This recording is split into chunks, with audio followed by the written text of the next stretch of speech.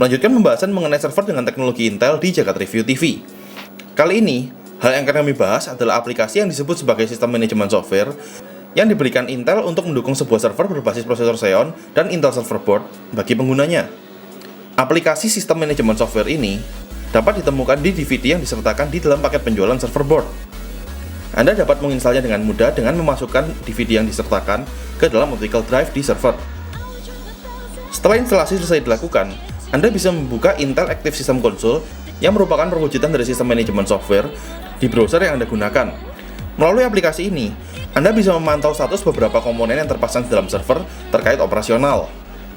Aplikasi ini akan memberikan informasi mengenai error yang terjadi.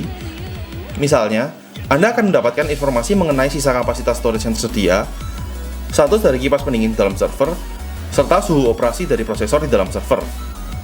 Anda juga bisa melihat informasi detail mengenai komponen-komponen yang terpasang di dalam sebuah server melalui Active System Console ini. Beralih ke bagian berikutnya, yaitu menu Configuration.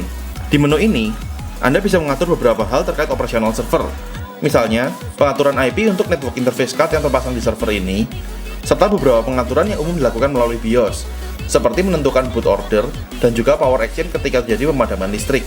Hal lain yang bisa dikatakan menjadi bagian terpenting dari Active System Console ini adalah kemampuan untuk mengirimkan email secara otomatis bila terjadi suatu hal di server kepada pemilik server. Anda bisa memasukkan konfigurasi dari mail server lokal ke dalam konfigurasi basic email dan juga alamat email penerima laporan ketika terjadi suatu hal di server ini. Setelah konfigurasi ini disimpan, Active System Console akan secara otomatis mengirimkan email bila terjadi suatu hal di server. Laporan tersebut bisa disimpan dalam bentuk HTML, XML, ataupun CSV. Itulah sistem manajemen software yang disertakan oleh Intel di server berbasis teknologi dari Intel. Untuk berbagai hal menarik mengenai server dengan teknologi Intel yang lain, Anda bisa melihatnya di Jagat Review TV.